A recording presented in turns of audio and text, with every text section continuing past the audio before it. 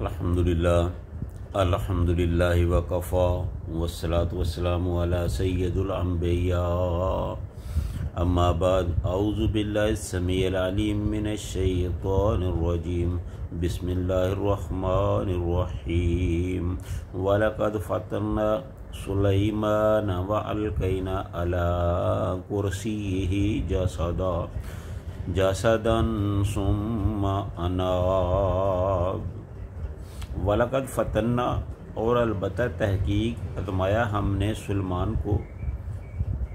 وَأَلْقَيْنَا اور ڈال دیا، عَلَىٰ كُرْسِيِّهِ اس کی کرسی پر، جَسَدًا ایک جسم کو، اناب پھر اس نے رجوع کر لیا، یعنی بلا شبہ یقیناً ہم نے سلیمان کی آزمائش کی اور اس کی کرسی پر ایک جسم ڈال دیا، پھر اس نے رجوع کر لیا۔ مفسرین بتاتے ہیں کہ ایک دفعہ سلیمان علیہ السلام نے کہا کہ میری 90 بیویاں ہیں، میں آج ان کے پاس جاؤں گا اور جس کے نتیجے میں وہ سب کے سب حاملہ ہوں گی، اور پھر اس کے نتیجے میں سب میدان کے شہسوار پیدا ہوں گے اور میں ان کے ذریعے اللہ کے راستے میں جہاد کروں گا۔ تو ان کے ساتھ ایک فرشتے نے کہا کہ اے سلیمان، آپ کو چاہیے کہ آپ اس کے ساتھ انشاءاللہ کہیں، لیکن حضرت سلیمان علیہ السلام انشاءاللہ کہنا بھول گئے، اور اس بھول کی وجہ سے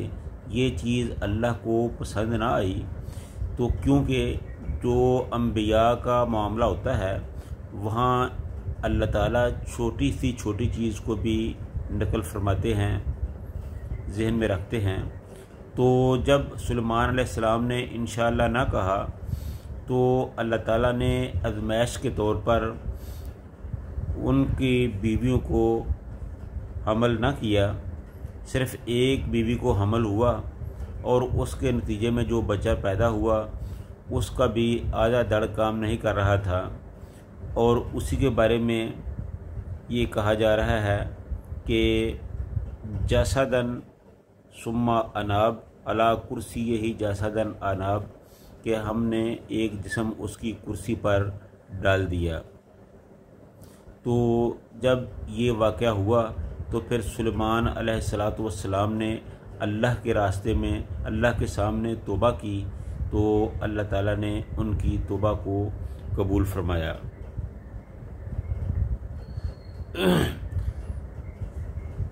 تو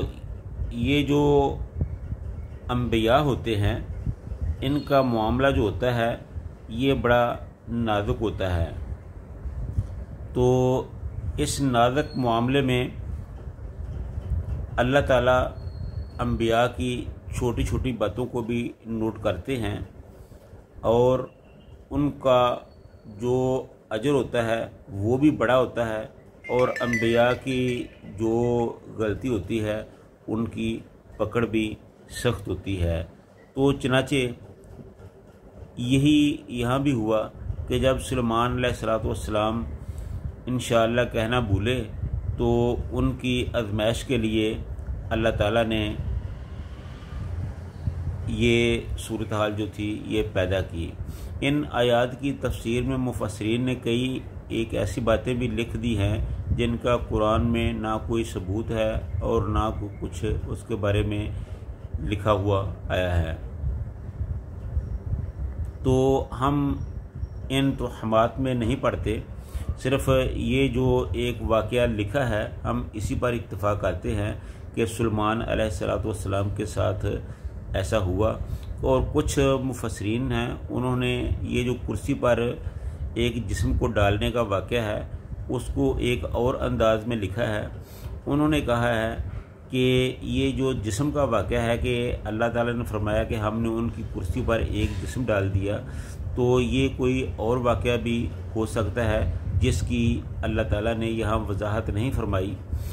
تو ممکن ہے کہ یہ سلیمان علیہ السلام کی کسی اور طرح کی کوئی آزمائش ہو۔ بہرحال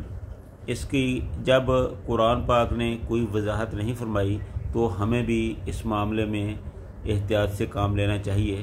ہمیں صرف وہی بات کرنی چاہیے، اسی بات کے سلسلے میں آگے بڑھنا چاہیے جس کا ثبوت قرآن اور حدیث میں ملتا ہو۔ جس بات کا ثبوت قرآن اور حدیث میں نہ ملتا ہو اس پر ہمیں